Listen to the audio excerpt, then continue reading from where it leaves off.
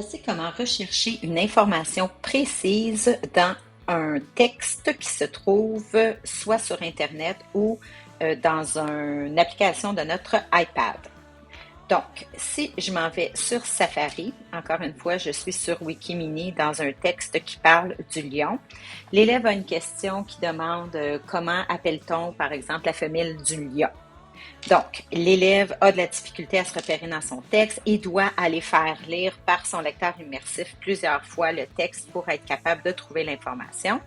Il y a l'outil ici qui est la petite, le petit carré avec la flèche. Si je clique dessus et que je descends, j'ai ici rechercher dans la page. Donc, si je clique rechercher dans la page et que j'écris femelle, je fais retour, on voit que chaque fois que le mot femelle est écrit dans le texte, il est mis en surbrillance.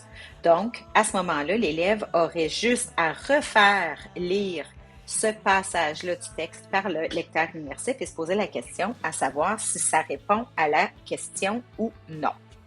Si l'élève écrivait la question au complet, par exemple, disons que je m'en vais dans rechercher dans la page et j'écris comment s'appelle la femelle du lion et que je fais retour, on va voir que je n'ai aucun résultat.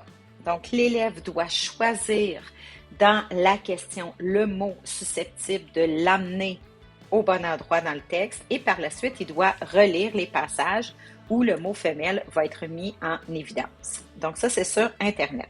Si je m'en vais dans un texte que j'ai écrit ou qui a été écrit, là, je suis dans Pages, ce que j'ai fait, c'est que j'ai fait un copier-coller. Ça va être la même chose, sauf que là, je vais y accéder via les trois petits points.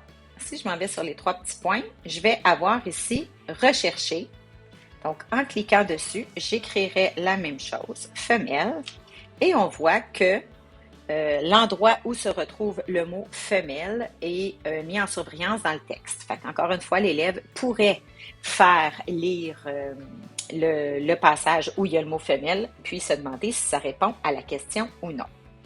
Donc, c'est la façon d'utiliser la loupe de recherche à l'intérieur d'un texte avec un iPad.